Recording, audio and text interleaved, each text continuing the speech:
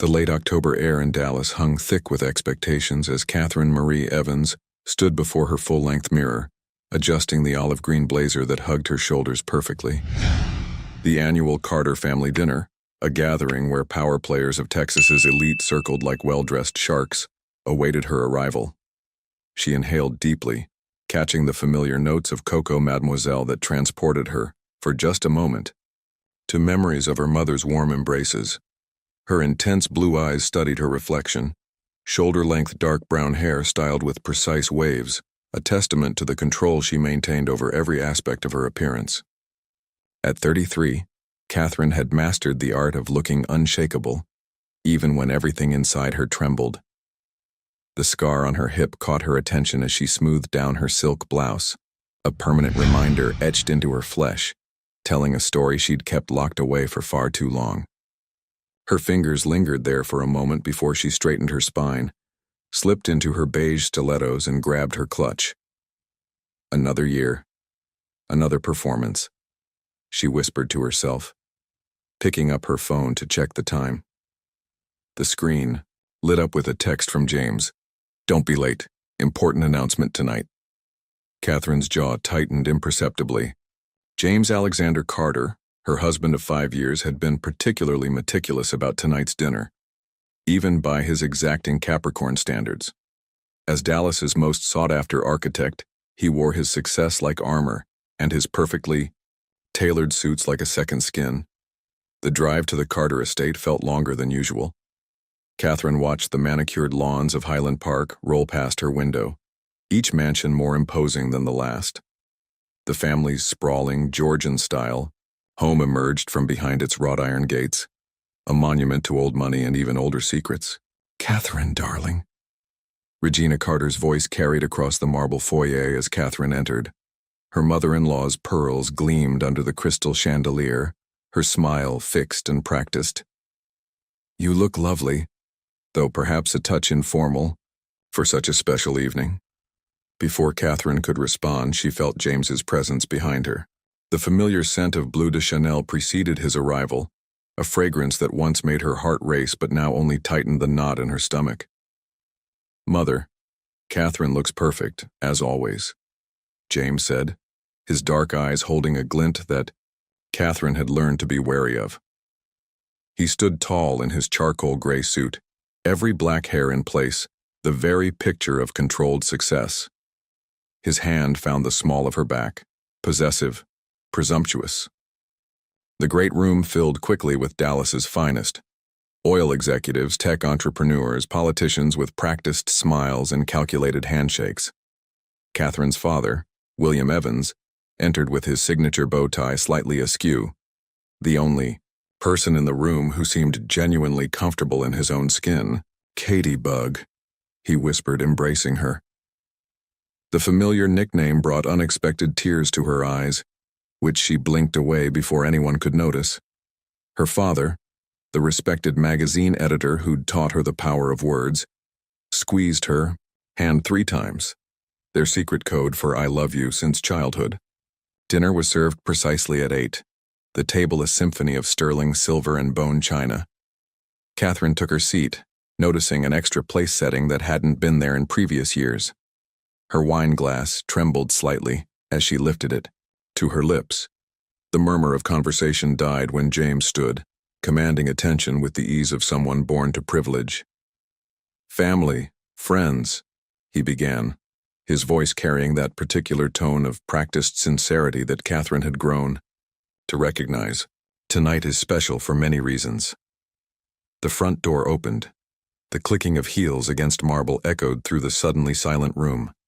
Catherine felt it before she saw it, the shift in the air, the collective intake of breath. She turned, along with everyone else, to watch Lindsay Moore enter the room. Honey blonde waves cascaded over her shoulders, her light brown eyes warm and uncertain.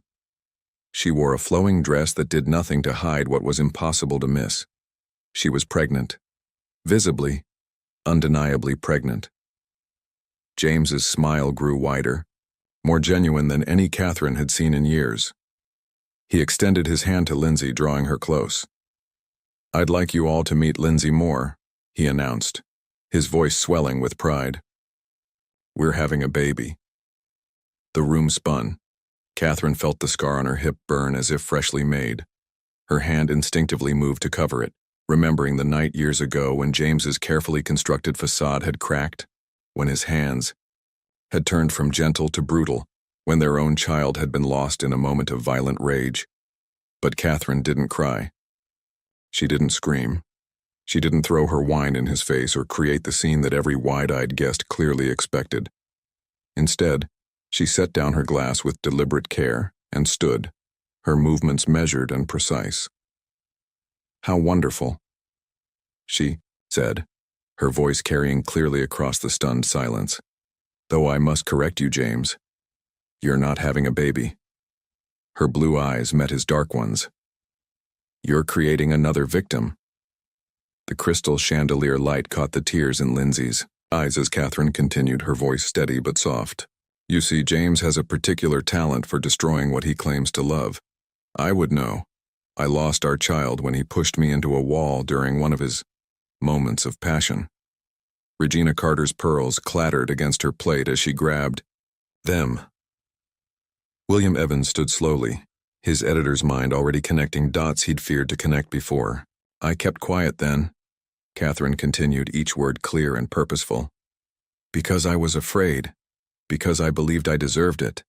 Because I thought silence would keep me safe." She turned to Lindsay, whose hands had moved protectively to her stomach. "But silence protects the wrong people. And I won't be silent anymore." James's facade cracked. "Catherine, you're being hysterical. This isn't the place." "It's exactly the place," she interrupted, her voice never rising. "Where better to tell the truth than in a room built on lies?" She unclasped her necklace, the one with the Carter family crest, and placed it gently on the table. "I'm done performing, done pretending, done being afraid."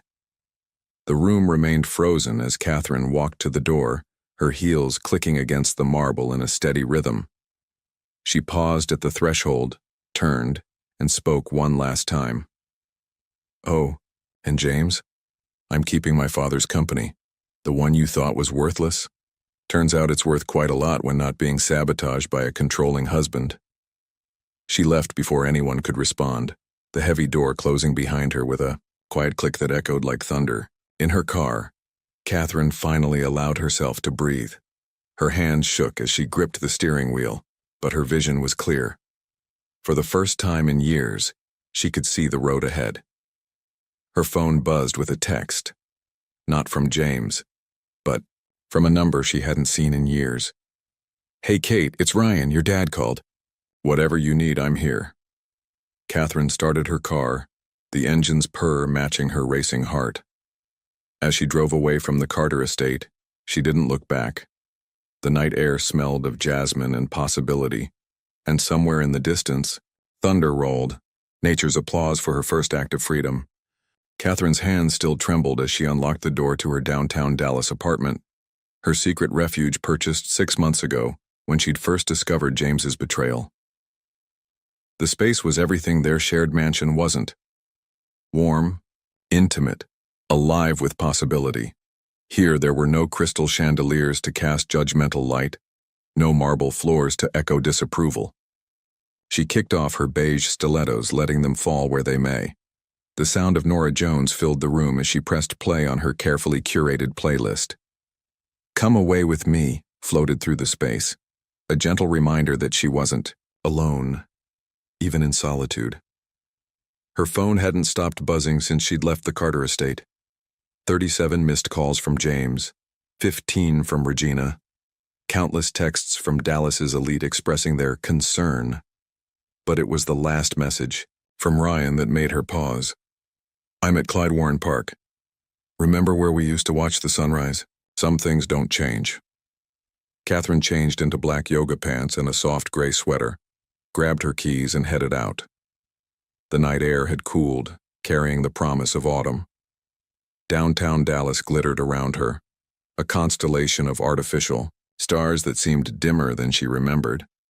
Ryan Mitchell Ellis stood exactly where she knew he would be, his tall frame silhouetted against the city lights. The wooden beads of his grandfather's necklace caught the moonlight as he turned to face her. His dark eyes held the same warmth they had 20 years ago when they'd skipped classes to share dreams on these same grounds. "You cut your hair," she said, noting how the close crop suited his strong features. "You found your voice," he replied, his smile gentle but knowing. The familiar scent of oud wood wrapped around her like a protective embrace.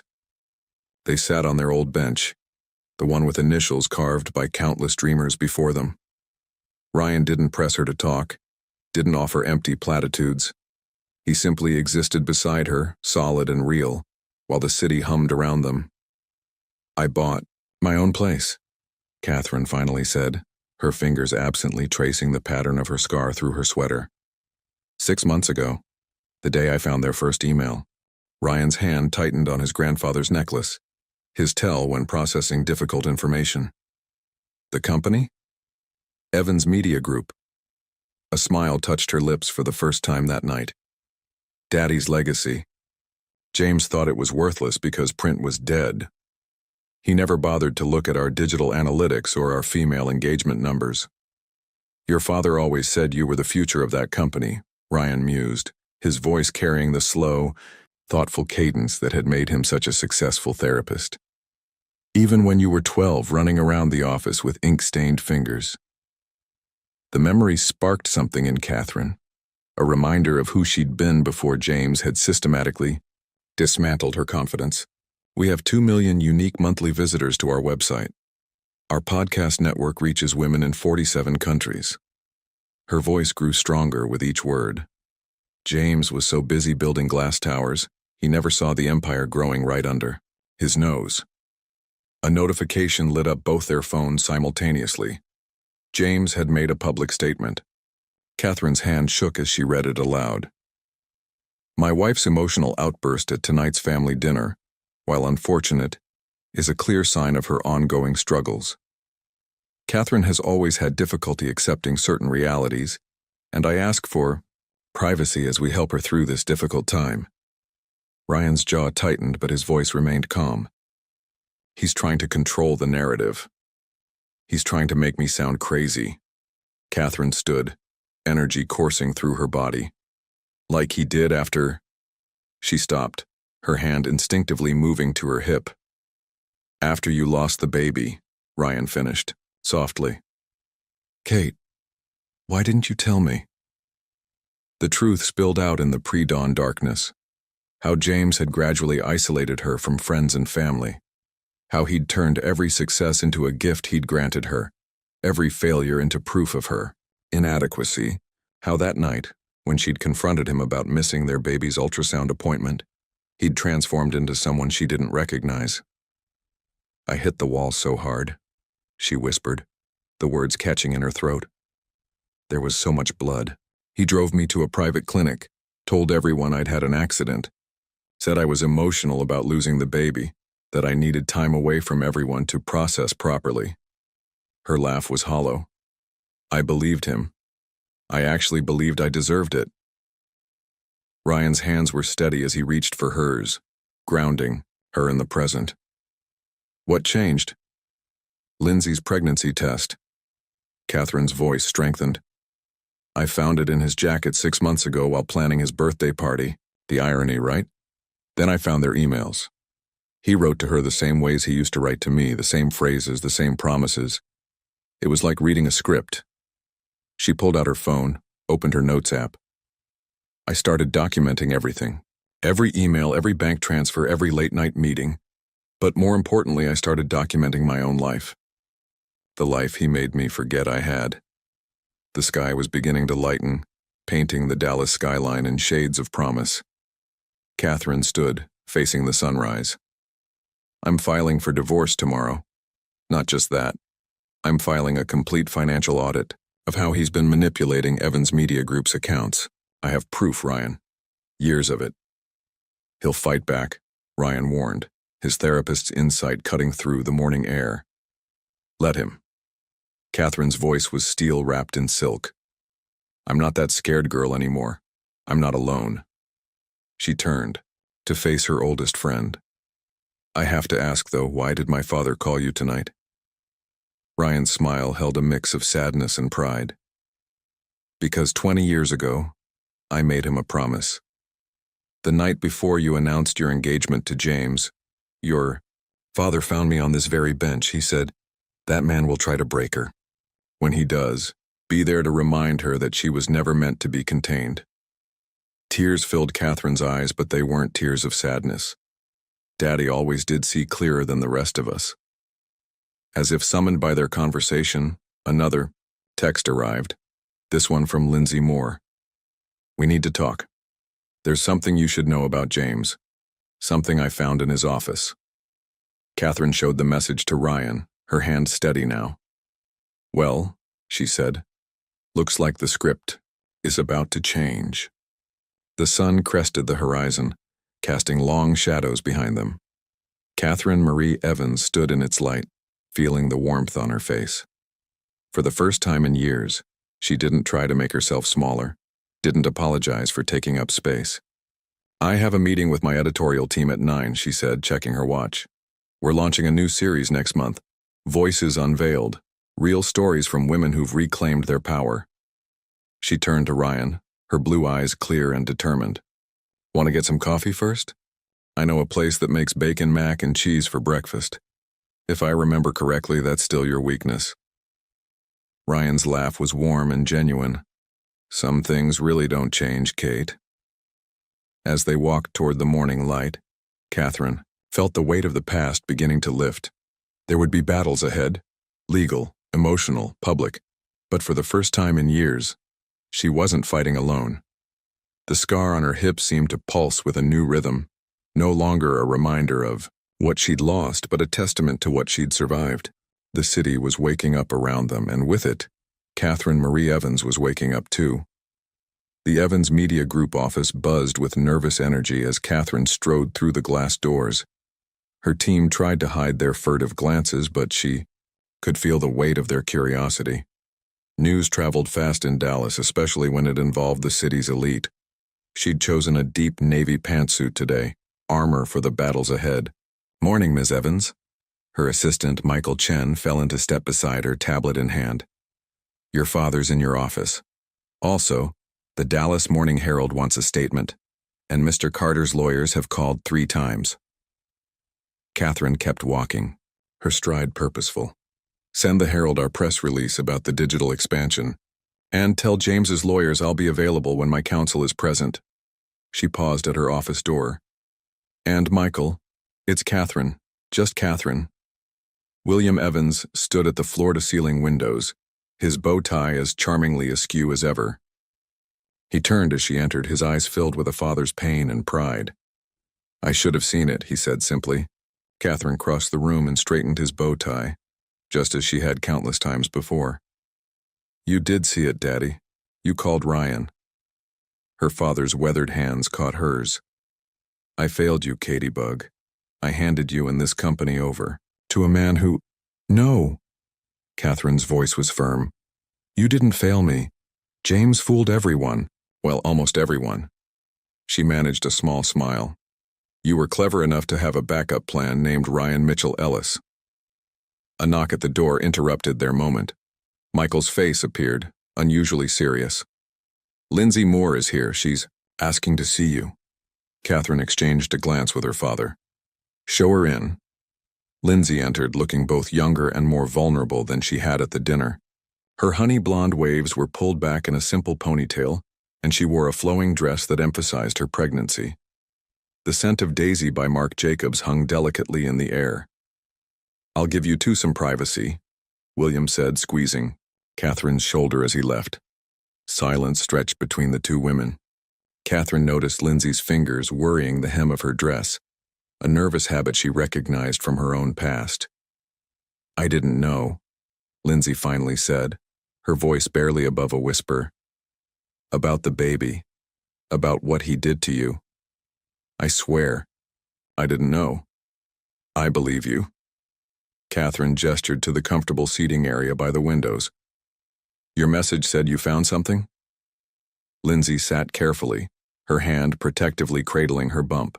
She reached into her bag and pulled out a USB drive. 3 days ago, I was in James's home office looking for a document he needed. I knocked over a book, and this fell out. She placed the drive on the coffee table between them. I thought it might be baby photos he was saving as a surprise. Instead, her voice broke. Catherine picked up the drive, her heart pounding. What's on it? Files. Records. Lindsay's eyes filled with tears. There was a woman before you. In Houston. Alexandra Winters. She filed charges against him in 2015, but suddenly dropped them and moved to Europe. She pulled out her phone, hands shaking. I found her on Instagram. She's in London now, but look at her photos from 2015. Catherine took the phone. The woman in the images was beautiful, with dark hair and an athlete's build. But what caught Catherine's attention were the hospital photos buried deep in the feed. Bruises, a broken wrist, all carefully documented. There's more, Lindsay continued, her voice stronger now. On the drive, financial records showing payments to her family's company right before the charges were dropped. And there are others, non-disclosure agreements, settlements, all buried in offshore accounts. Catherine's mind raced, years of business acumen kicking in. The same accounts he's been using to siphon money from Evans Media Group. He doesn't know I found it. Lindsay's hand went to her stomach again. When I saw those files, I started watching him more carefully. The way he talks to me when we're alone, the way his temper flares. Her voice caught. Yesterday he grabbed my arm because I mentioned wanting to keep my own apartment. It didn't hurt, but his eyes, they were so cold. Catherine felt a familiar chill, like you were looking at a stranger. I can't let my baby. Lindsay struggled to find the words. I won't let my child grow up thinking that's what love looks like. Standing, Catherine walked to her desk and pressed the intercom. Michael, could you come in, please? When her assistant appeared, she handed him the USB drive. Get this to our legal team and Ryan Ellis immediately. Tell them to start with the files marked 2015. After Michael left, Catherine turned back to Lindsay. Do you have somewhere safe to stay? My friend's guest house in Plano. James doesn't know about her. Lindsay's attempt at a smile faltered. I never thought I'd be grateful for keeping secrets from him. Pack whatever you need, don't let him know you're leaving. Catherine's voice was gentle but firm. I have a team of lawyers who specialize in cases like this. They'll help you set up restraining orders, custody arrangements, everything. He'll be furious. Lindsay's whisper held years of accumulated fear. Fear Catherine knew intimately. Yes, he will. Catherine sat beside her. But you're not alone, and neither am I, not anymore. As if on cue, Catherine's phone buzzed with a text from Ryan. Just got the files, meeting with legal team now. Alexandra Winters agreed to talk. Listen to me, Catherine said, taking Lindsay's trembling hands in hers. What you did today, coming here, showing me these files, that took incredible courage, the kind of courage your baby deserves to see in their mother. Lindsay's tears fell freely now. I wanted a fairy tale, Prince Charming, happily ever after. The thing about fairy tales, Catherine replied, is that they usually get it wrong. The princess doesn't need rescuing. She needs to recognize her own strength. A notification lit up both their phones. James had called an emergency board meeting of Carter Architectural Group for tomorrow morning. He's planning something, Lindsay said, fear edging back into her voice. Let him plan. Catherine's voice was steel. We have the truth, and tomorrow Alexandra Winters lands at DFW International. She looked at her phone again, at Ryan's message promising that their legal team was already building an ironclad case. James thought he could bury his past. Instead, he just gave us the shovel to dig it up. As if sensing the gravity of the moment, Lindsay's baby kicked. She gasped, then let out a watery laugh. I think someone's telling me they approve. Catherine smiled, remembering the child she'd lost, the strength she'd found, and the truth that was finally coming to light. Out of the mouths of babes, she said softly, or in this case, their kicks. Outside her office window, Dallas stretched toward the horizon, a city built on secrets and ambition.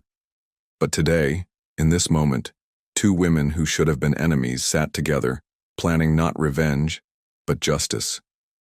And somewhere in that steel and glass jungle, James Alexander Carter was about to learn that some stories refuse to stay buried. The day was just beginning, and with it, a new chapter in both their lives. Catherine looked at her reflection in the window, navy suit, straight spine, clear eyes. The scar on her hip didn't throb today. Instead, it felt like a badge of honor, a reminder that healing isn't just about surviving. It's about thriving. The private terminal at DFW International Airport hummed with early morning activity as Catherine and Ryan waited. She'd chosen a crimson blazer today, a deliberate departure from her usual muted tones. Power colors for powerful moments, as her mother used to say. Flight from London just landed, Ryan said, his fingers absently touching the wooden beads of his necklace. He'd forgone his usual casual style for a charcoal suit that spoke of authority, the professional armor he wore when testifying in abuse cases. Catherine checked her phone. Another missed call from James, followed by a text. "You're making a mistake. Think about what you're throwing away."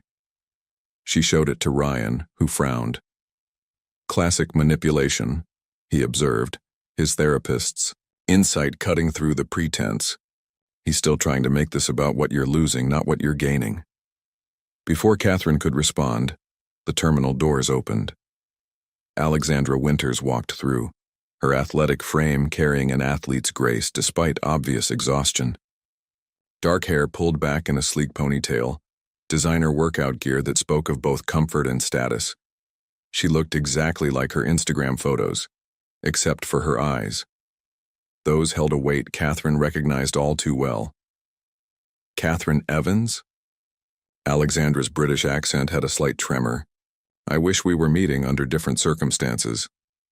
"Thank you for coming," Catherine gestured to Ryan. "This is Dr. Ryan Ellis, the therapist I mentioned." Alexandra nodded, then pulled out her phone. "Have you seen this morning's news?" They hadn't. Alexandra pulled up the Dallas Business Journal's website, where James's emergency board meeting had made headlines. Carter Architectural Group announces major restructuring. CEO James Carter consolidates power amid family drama. He's liquidating assets, Catherine realized, scanning the article. Moving money offshore. Just like he did after... Alexandra stopped, swallowing hard. After Houston. They moved to a private conference room Ryan had arranged. As they sat, Alexandra pulled out a leather portfolio. "I brought everything. Medical records, police reports, emails. Even the original NDA I signed." Her hands shook slightly. "The one his lawyers told me would protect my reputation while they destroyed it behind my back." "May I?" Ryan asked gently, extending his hand for the portfolio. As he reviewed the documents, his professional calm wavered. "These patterns, they're identical to Catherine's case." "The gaslighting starts slowly," Alexandra said, her voice distant. "Small things at first. He'd move my keys, then find them where I must have left them. He'd change meeting times, then act concerned about my confusion when I showed up at the wrong time." She looked at Catherine. "Sound familiar?" Catherine's throat tightened. "He used to rearrange my closet, then worry about my stress levels when I couldn't find things. The physical abuse started after I got pregnant." Alexandra's words fell, like stones in still water. "I was training for the Olympics, swimming. The pregnancy wasn't planned, but I was happy. He seemed happy too until you made a decision without consulting him," Catherine finished. Alexandra nodded. "I wanted to keep training through the first trimester. My doctor said it was safe, but James, he said I was being selfish. Putting my ambition above our child," her voice hardened. "The night I came home from practice, he was waiting. Said he needed to protect me from myself."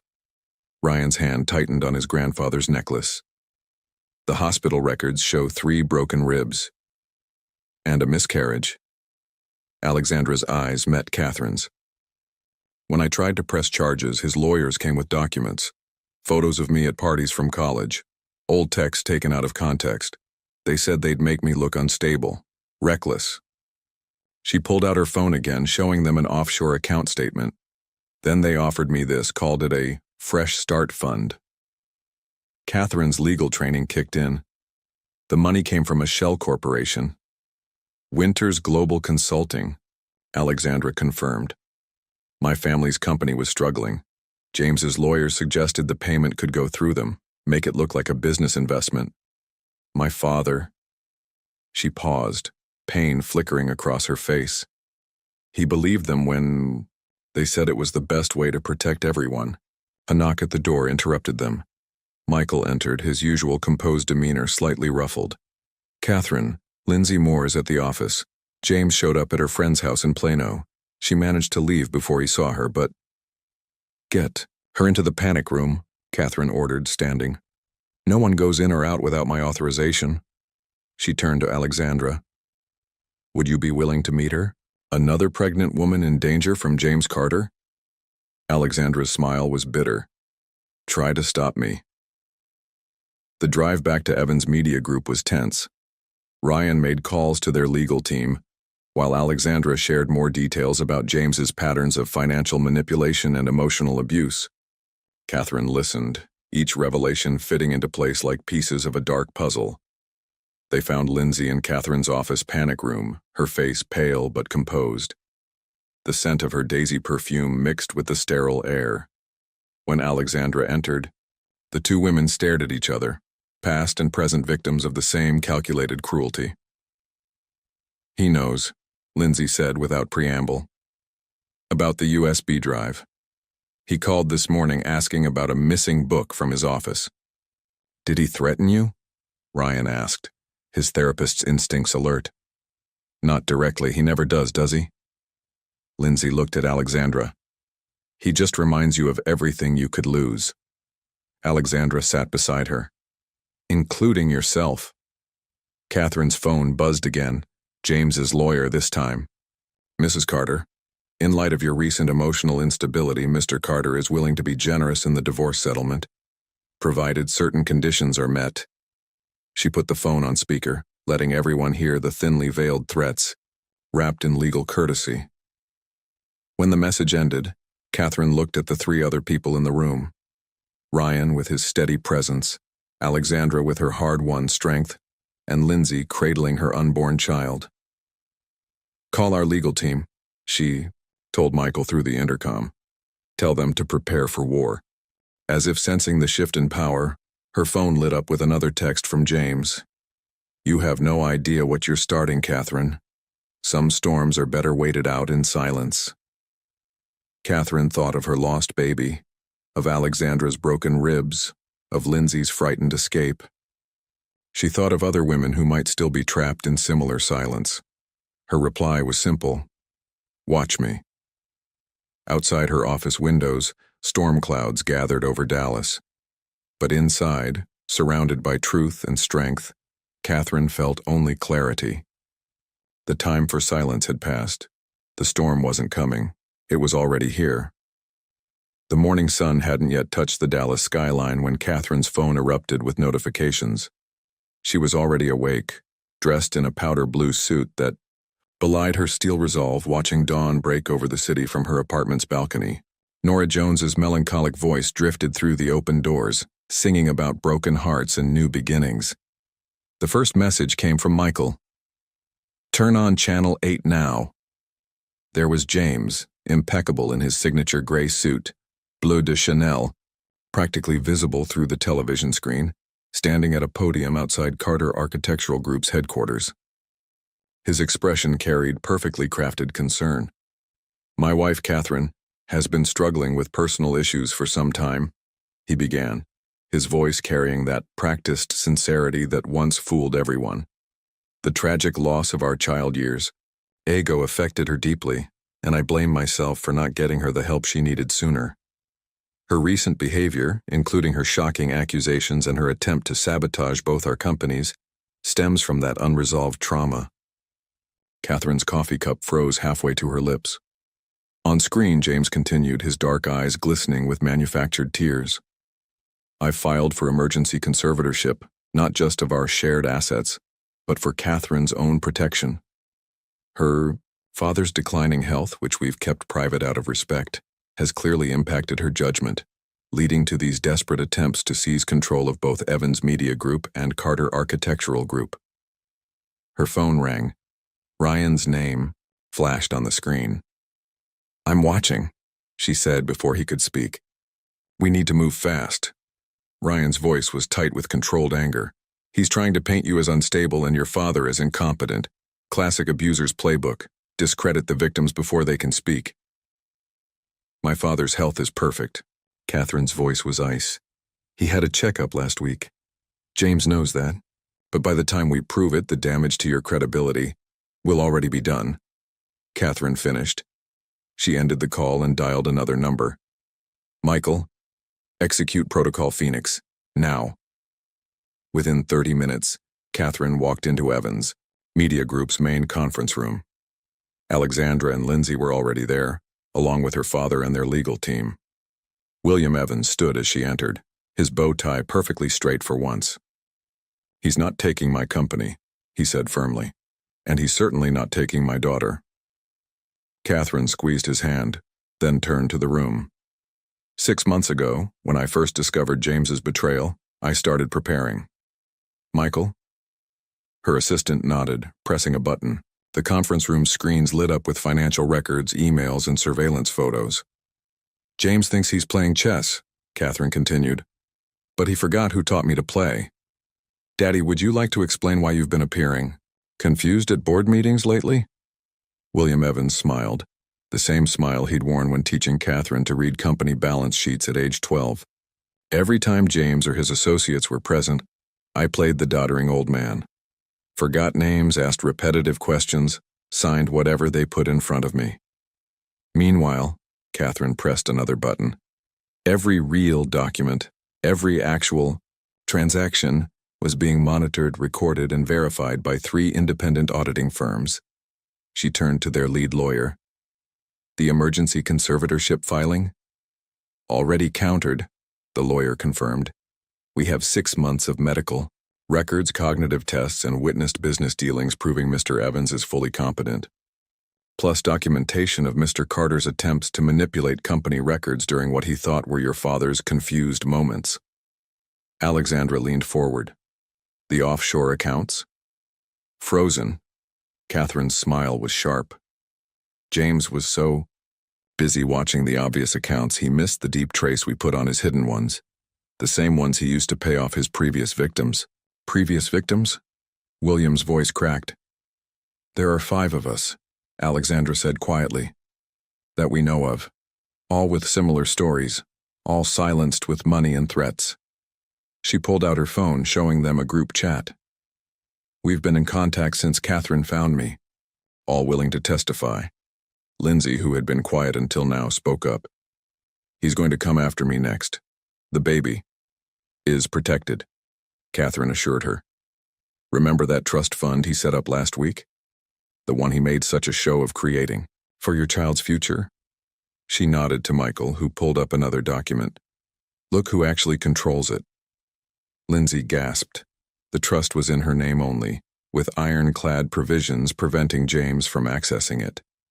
"But he signed because he was too busy watching the bigger accounts to read the routine paperwork carefully," Catherine finished.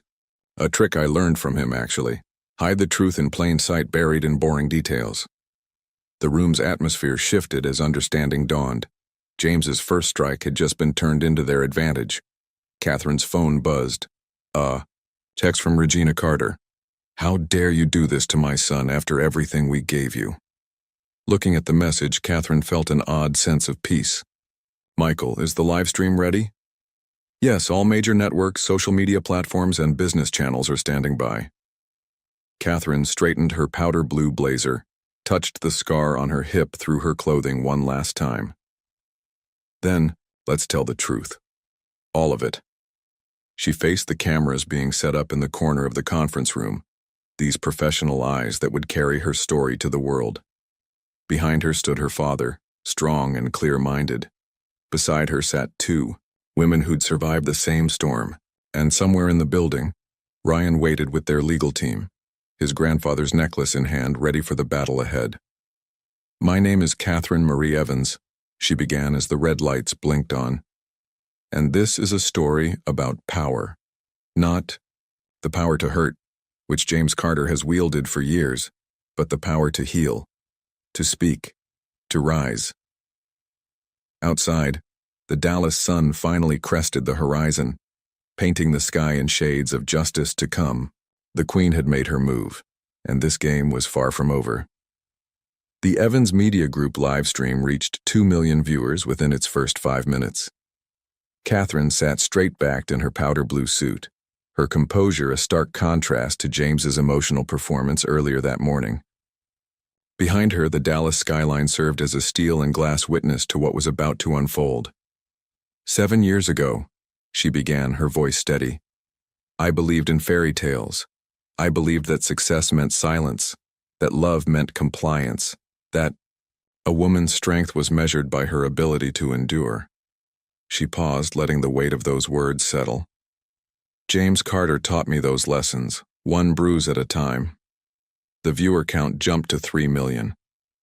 In the corner of the room, Ryan watched the social media metrics exploding across his tablet. Our Catherine Evans was already trending. I lost our child, Catherine continued, not to accident or fate, but to violence. James Carter, the man who just stood before you concerned about my mental health, threw his pregnant wife against a wall because I dared to question his control. She lifted a file. These are the medical records he tried to bury, the private clinic he paid to stay quiet, the story he rewrote as my emotional instability. Alexandra Winters stepped into frame, her athlete's posture radiating dignity. I was next, an Olympic hopeful from Houston, silenced by money and threats after losing my baby to his rage. She placed her own medical records on the table. He called it protection. It was prison. One by one, 3 more women joined them. Lisa Chen, a former project manager from Seattle, Maria Rodriguez, an interior designer from Miami, Diane Foster, a civil engineer from Chicago, each with their own records, their own scars, their own stolen futures. James Carter doesn't build. Catherine's voice carried the weight of collective truth. He destroys. He takes women at their strongest and convinces them they're weak. He finds their dreams and turns them into weapons. The livestream counter hit 5 million. Michael slipped Catherine a note. James was trying to go live from Carter, Architectural Group, but every network was carrying Catherine's broadcast instead. To Regina Carter, who just texted me about everything they gave me. Catherine held up her phone, displaying the message. You gave me lessons in silence, in looking the other way, in valuing family reputation over human lives. Today I return those gifts. Lindsay Moore walked into frame then, her pregnant form a visual reminder of what was at stake. I'm carrying James Carter's child, she announced, her voice trembling but determined. And I'm here because I won't let my baby grow up learning his lessons about love and power. William Evans stepped forward, bow tie straight and eyes clear. I'm here to show you what cognitive decline doesn't look like, he said, his tone carrying years of suppressed anger. While pretending to fade, I watched James Carter attempt to dismantle my company, gaslight my daughter, and perpetuate a cycle of abuse that ends today. Catherine opened another file. These are the offshore accounts James used to silence his victims, the shell companies he created to hide the money, the pattern of financial abuse that paralleled the physical. She looked directly into the camera, and this is the evidence of how he tried to sabotage Evans Media Group when he thought my father was failing. 7 million viewers now. Social media was erupting. The hashtag had evolved. Believe Catherine Dyer Carter crimes, silence breakers. But this isn't just about James Carter, Catherine continued, her voice softening. This is about every woman who's been told to stay quiet, every victim who's been blamed for their pain, every survivor who's been called crazy for telling the truth. She stood, and all the women stood with her.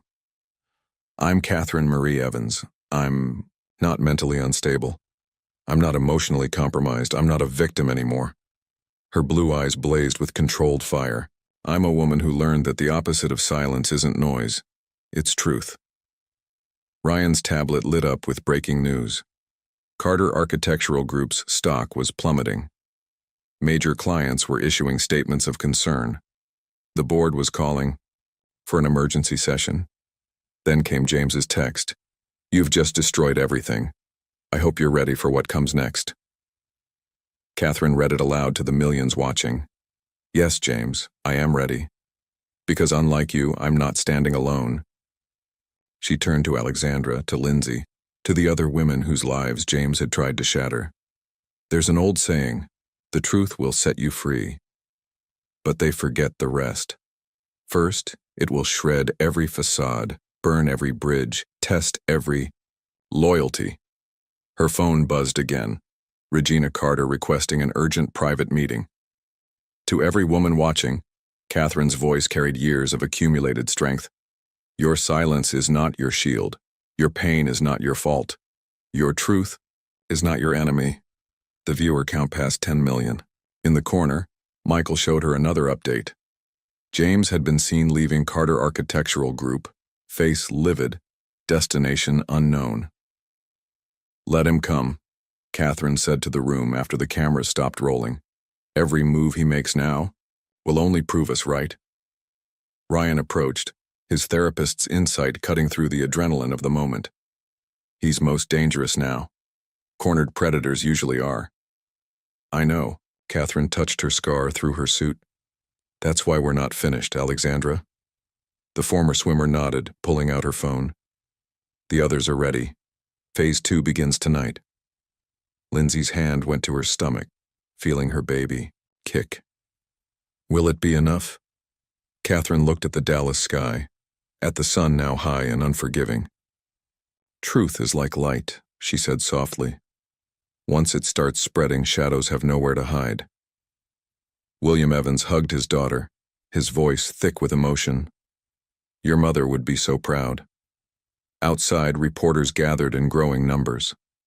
Phones rang with calls from across the country. Social media erupted with women sharing their own stories of survival.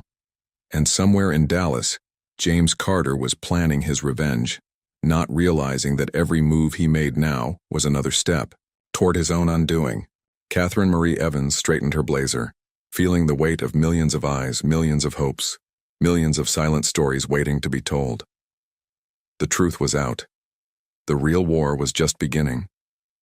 The next 48 hours passed in a blur of headlines and chaos. Catherine had moved operations to the Evans Media Group's crisis room, converting it into a command center for what the press was now calling the Carter Reckoning. Gone was her powder blue suit, replaced by a deep burgundy dress that spoke of both power and determination. "Another board member just jumped ship," Michael announced, updating the digital dashboard that tracked Carter Architectural Group's rapidly unfolding implosion. "That's 7 since the live stream."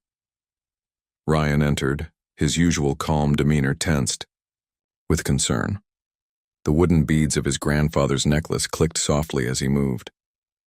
"James was just spotted at DFW Airport's private terminal. He's not running, he looked too confident for that."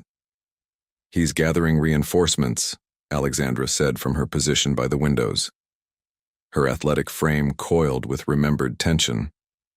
"In Houston, when I first threatened to go public, he flew to London and came back with enough manufactured evidence to bury me for years." Catherine's phone lit up with a notification that made her breath catch. "Regina Carter wants to meet. Just her and me at the Carter estate." "It's a trap," Lindsay said immediately, protective hands cradling her bump. The scent of her daisy perfume mingled with the coffee-charged air of the crisis room. "She's trying to get you alone." "No." Catherine studied the message. "She's trying to save her son the only way she knows how, by negotiating with the enemy." She looked up at her team. "And I'm going." "Not alone." Ryan's voice carried the weight of both professional and personal concern. "Actually," Catherine's smile held a sharp edge, "alone is exactly how I need to be." She turned to Michael. "Is everything in place for Phase 2? He nodded. "All 5 media outlets have the full dossier. They're just waiting for your signal." "And the FBI?" "Agent Martinez confirmed receipt of all financial records. They're particularly interested in the offshore accounts linked to political donations." Catherine stood, smoothing her dress. Then it's time to let Regina Carter think she's winning. The drive to the Carter estate felt different now. The manicured lawns and imposing facades no longer intimidated. They seemed like expensive wrapping, paper hiding cheap content. Catherine parked her car in the circular driveway, noting the absence of James's usual vehicles. Regina Carter opened the door herself, perfectly coiffed as always, pearls gleaming. "Catherine, thank you for coming." Her voice carried practiced warmth that didn't reach her eyes. The great room, scene of Catherine's first public stand against James, looked unchanged. Even the crystal chandelier sparkled with the same cold light. Regina gestured to a seat, then poured 2 glasses of wine, Catherine's former favorite, an expensive California red. "You've made quite a splash," Regina began, sitting with rigid posture. "Very impressive strategy. William taught you well." "He taught me truth," Catherine replied, leaving her wine untouched. "Something this house seems allergic to." "Truth is relative, dear." Regina's smile was razor thin. "What matters is survival. And right now, you're threatening not just James's survival, but the legacy of 2 prominent families." "No, Regina. I'm threatening James's ability to hurt more women. There's a difference." Regina's facade cracked slightly. "He's my son. And I was your daughter-in-law. Lindsay carries your grandchild. Alexandra could have given you another. How many daughters do you need to sacrifice for your son?" The older woman's hand trembled slightly as she reached for her pearls. "We can make this go away. Name your price. The company, the house, whatever you want." Catherine leaned forward. "You know what's interesting? That's exactly what James said to Alexandra. To Lisa, to Maria, to Diane. The same script, the same offer, the same assumption that every woman has a price for her silence." "Everyone has a price," Regina insisted. "Check your phone." Regina frowned but complied. Her perfectly maintained composure shattered as she read the breaking news. "FBI launches investigation into Carter Architectural Group. Political donations under scrutiny." "That's just the beginning," Catherine said quietly. "In about an hour, 5 major news outlets will release detailed investigations into James's pattern of abuse, financial fraud, and political manipulation. The evidence doesn't just implicate him, Regina. It implicates everyone who helped him, everyone who knew." "You can't." "I already have." Catherine stood. "But that's not why I came here. I came to give you one chance to save yourself. Tell me where James went, what he's planning. Help me stop him before he hurts anyone else." Regina's face went through a complex series of emotions before settling into something like defeat. "London," she whispered. "He went to London to meet with Augustus Blackwood." Catherine's blood ran cold. Augustus Blackwood, the media mogul known for destroying reputations and burying scandals. The man who'd helped craft the narrative that forced Alexandra into exile. "You need to run," Regina added, her voice suddenly urgent. "James, he's not well. When he left here, he was... I've never seen him like this. I'm done running." Catherine moved to the door, then paused. "You know what the saddest part is, Regina?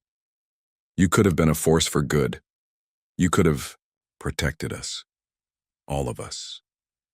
Instead, you chose to protect the monster you created."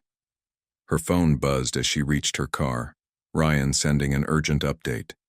Someone had broken into her apartment, left a message written in red on her mirror.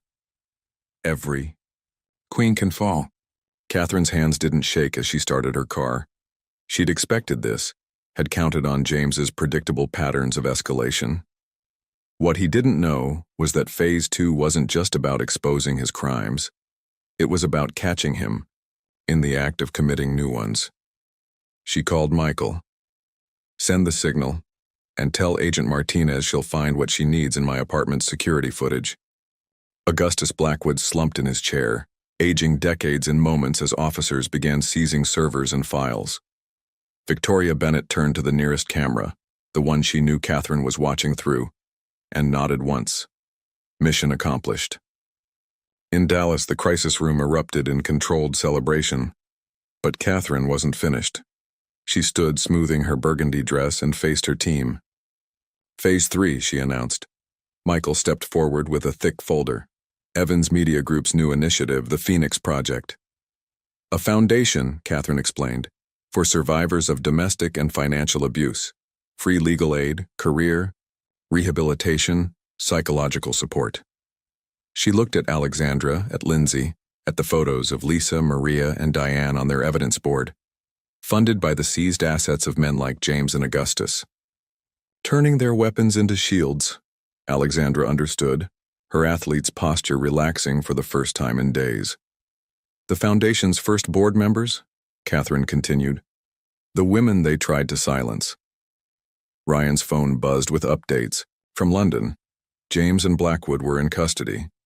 Victoria Bennett was giving formal statements. The international media was calling it the biggest corruption exposure of the decade. But Catherine wasn't watching the news anymore. She was looking at Lindsay, at the new life she carried. A life that would now know only strength, not fear. At Alexandra standing tall again, an Olympian spirit rekindled. At her father's bow tie finally crooked again as he smiled with genuine joy. "They thought power meant control," she said softly. "They never understood that real power comes from letting go, from standing together, from turning pain into purpose." Outside, the Dallas storm had passed. Sunlight broke through the clouds, painting the city in shades of possibility. The war wasn't over. There would always be more James Carters, more Augustus Blackwoods, but something had shifted, fundamentally and forever. The silence was broken. And in its place, a chorus of voices rose, each telling their own story of survival, of strength, of transformation. Catherine touched her scar through her dress. It no longer felt like a wound or even a compass. It felt like a beginning.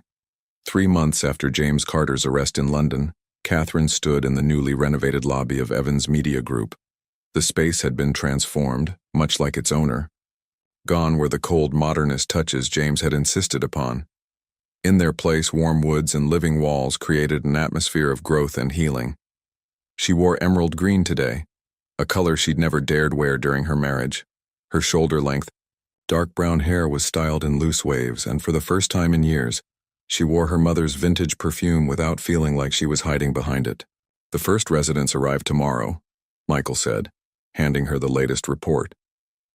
The Carter estate, seized in the international investigation, had been converted into the Phoenix House, a sanctuary for survivors of domestic abuse. Regina, Carter's prized roses, still bloomed in the garden, though now they surrounded meditation spaces and healing circles rather than society parties. "How many?" Catherine asked, though she knew the answer.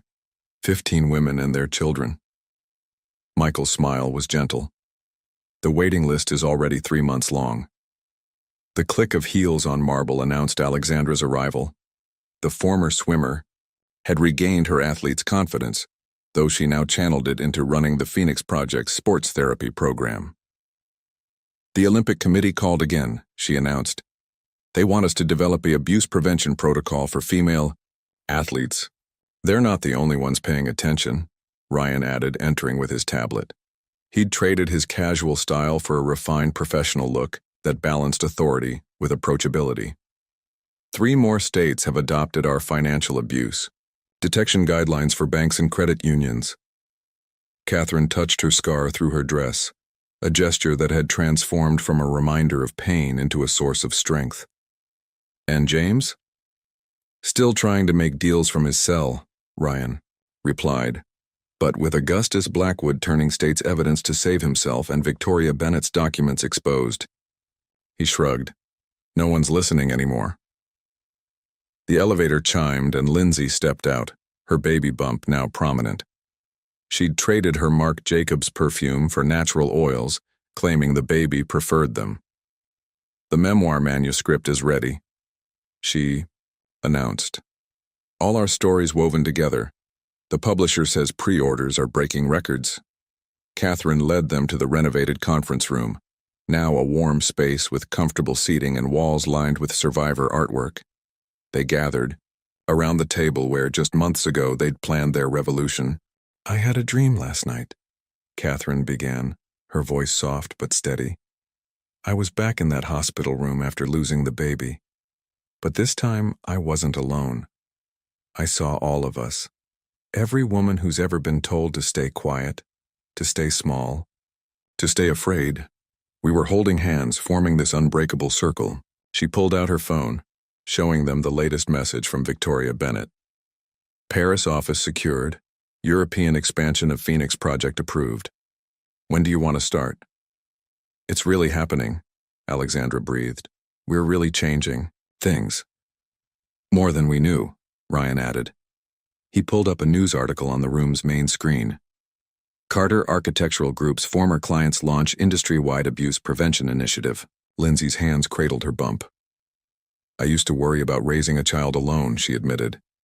Now I realize they'll have 100 aunts, 1,000 sisters, a whole army of strong women showing them what real love looks like. A notification, pinged. Regina Carter had sent an email. Catherine opened it, reading aloud. I'm selling my remaining properties. The money is yours to help more women. I should have protected you all. I'm learning to live with that failure and to support the success you've built from it. Redemption comes in many forms, Ryan observed, his therapist's insight gentle. Catherine stood, walking to the windows. The Dallas skyline stretched before her, no longer a landscape of power plays and pretense, but a horizon of possibility. Her father had been right all those years ago. She was the future of Evans Media Group, just not in the way anyone had expected. You know what I learned? She said, turning back to her team, her family. Abuse thrives in isolation, but healing multiplies in connection. Every woman who breaks free helps another find her voice. Every story told lights the way for someone still in darkness. Like a phoenix, Alexandra smiled, understanding. No, Catherine corrected gently, like 1,000 phoenixes rising together. A message lit up her phone. The FBI had just raided another firm connected to Augustus Blackwood's network. More secrets coming to light, more voices being freed. Outside, the Texas sun painted the city gold, catching the edges of buildings James had designed. But they weren't monuments to his power anymore. They were reminders that everything could be transformed, repurposed, reborn. Tomorrow, Catherine said, 15 women will wake up in a house built on broken silence. They'll walk in gardens watered with tears, sleep in rooms where power once lived, and begin to write their own stories. She touched her scar, feeling its familiar ridge through her emerald dress. But most importantly, they'll know what I didn't know back then. That they're not alone, that their voice matters, that their future is their own to design. Lindsay's baby kicked as if in agreement. They all laughed, the sound echoing through the transformed space, a space that had once confined them, now setting them free. The day was ending, but their work was just beginning. In London, in Paris, in cities, across the world, women were reaching for phones, opening laptops, finding their way to the Phoenix Project's website.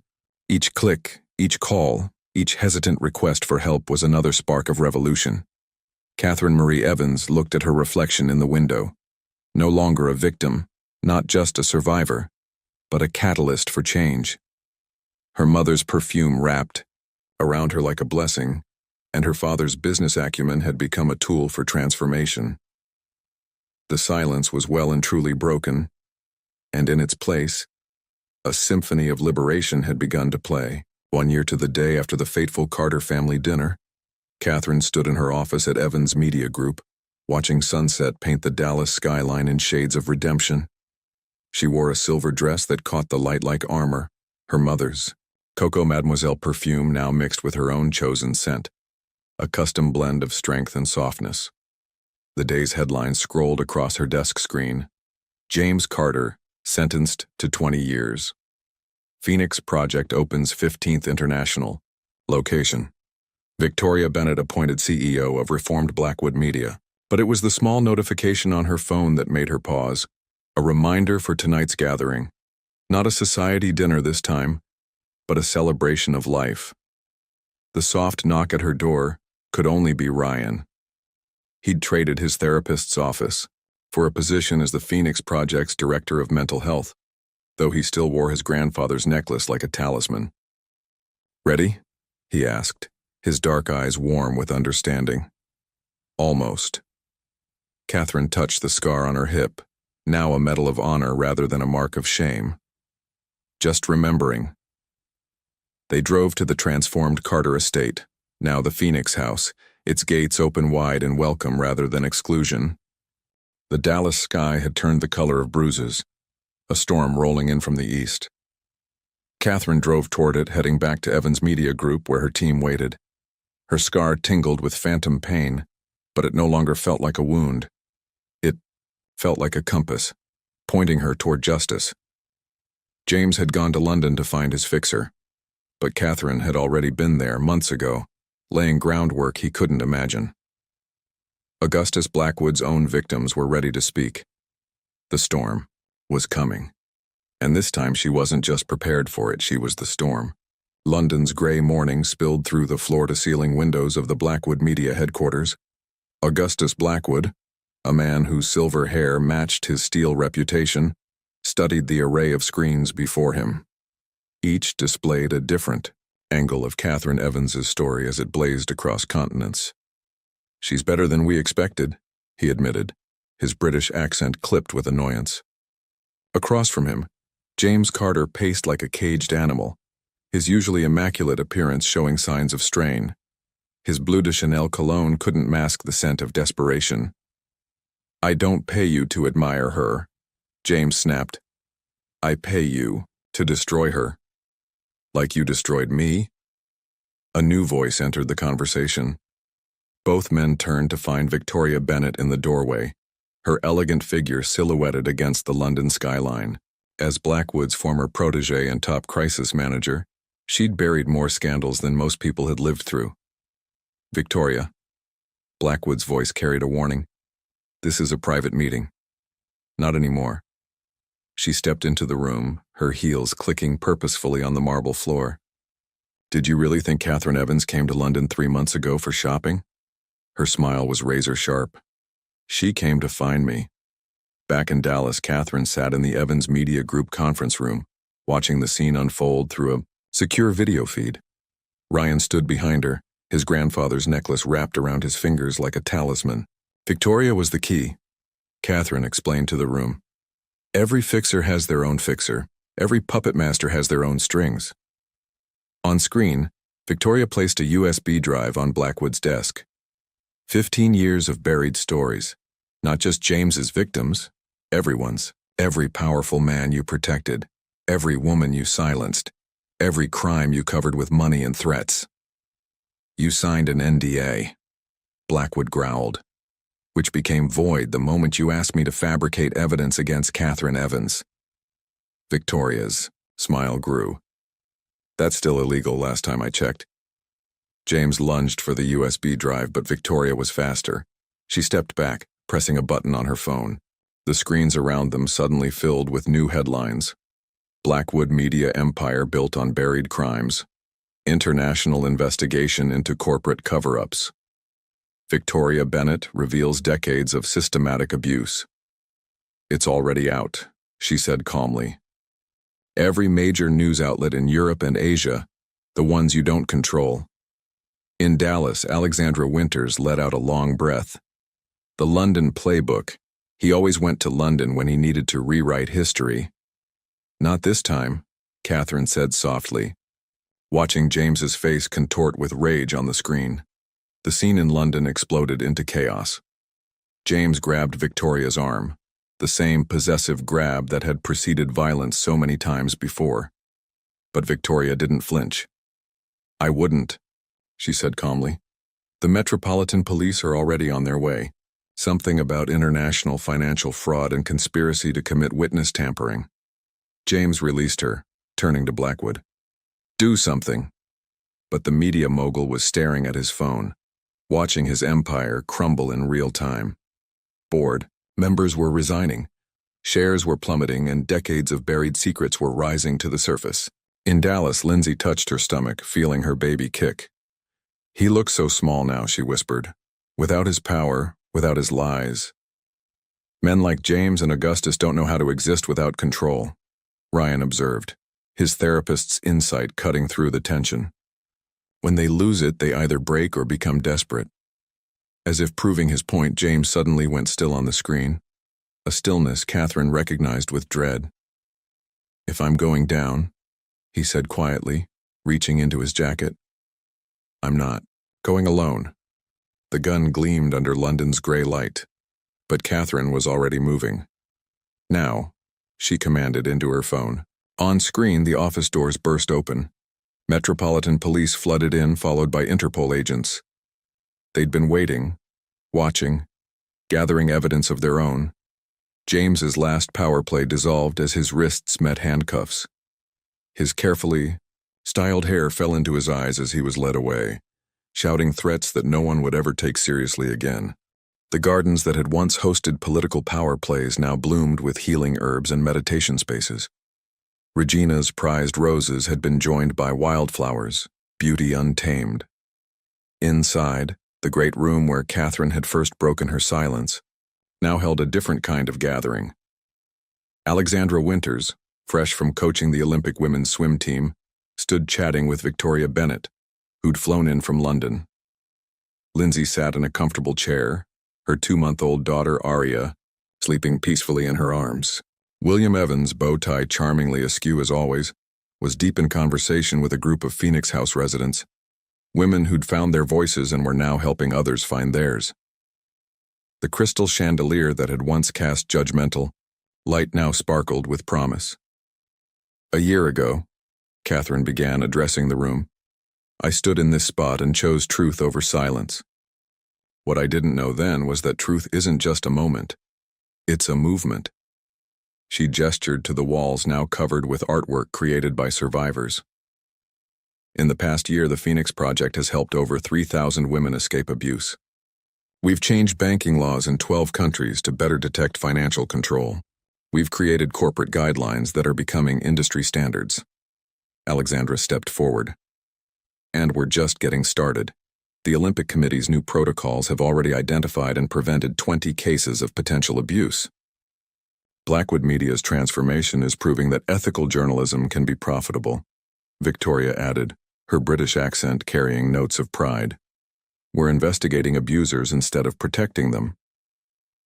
Lindsay stood carefully, cradling Aria. And our stories, all of our stories, are being taught in law schools, medical schools, anywhere people need to understand that abuse isn't about violence, it's about power.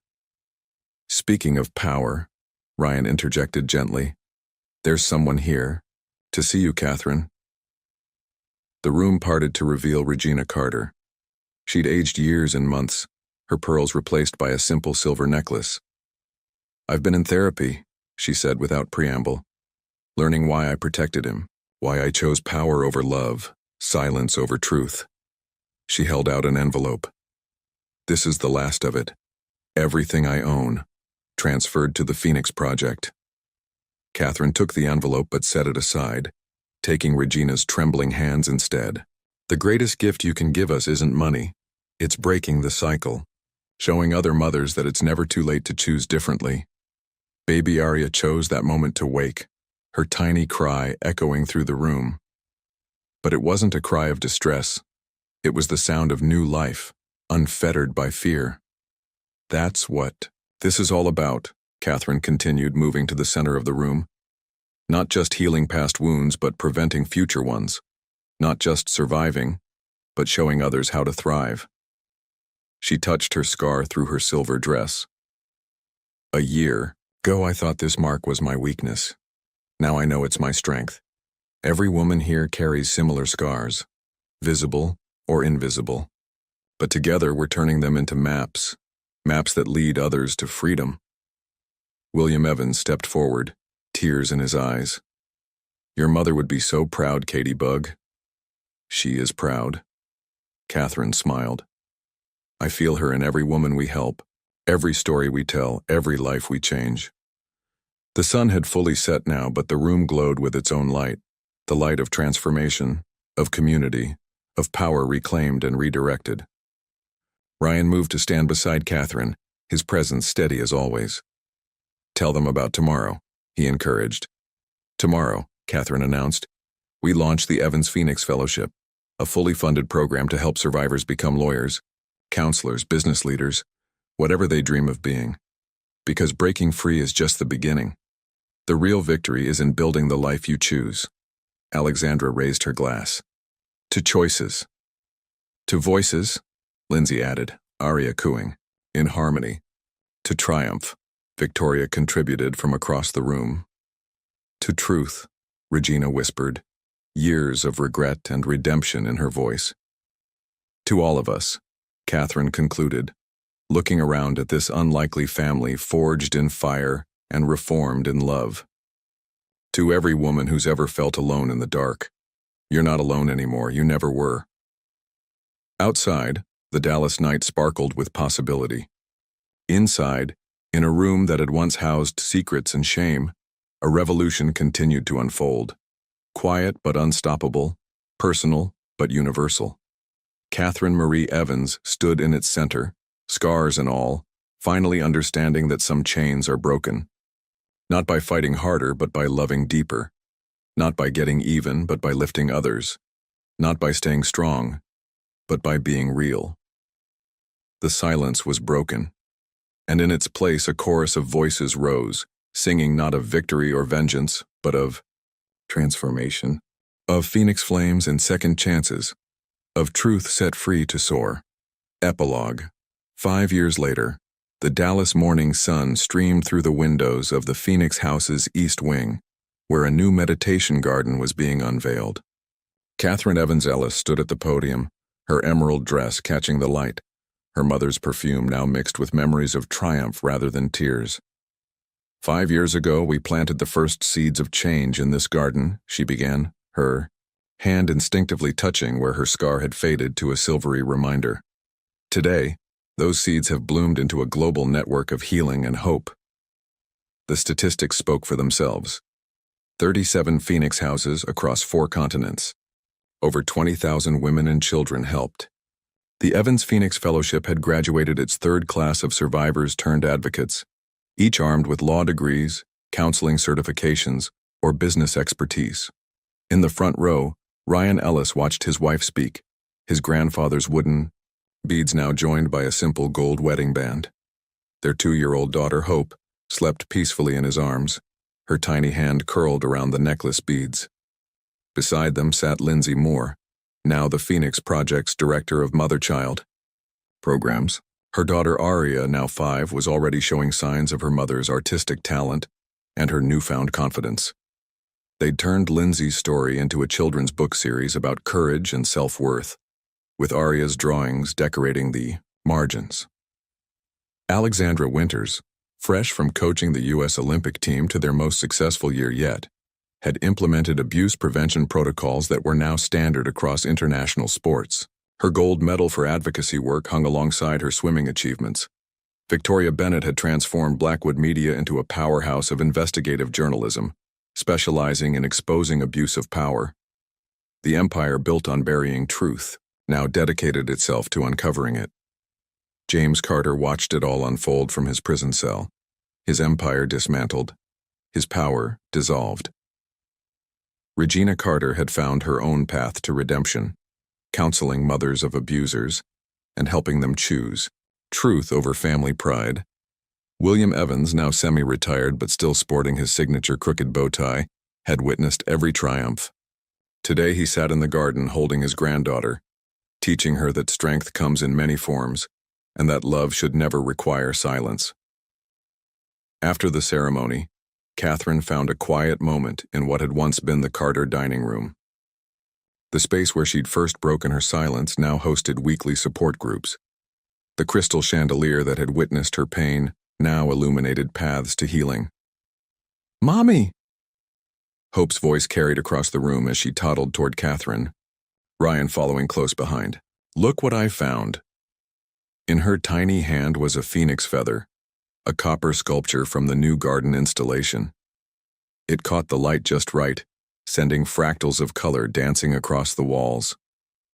"Perfect timing, little one," Catherine smiled, lifting her daughter.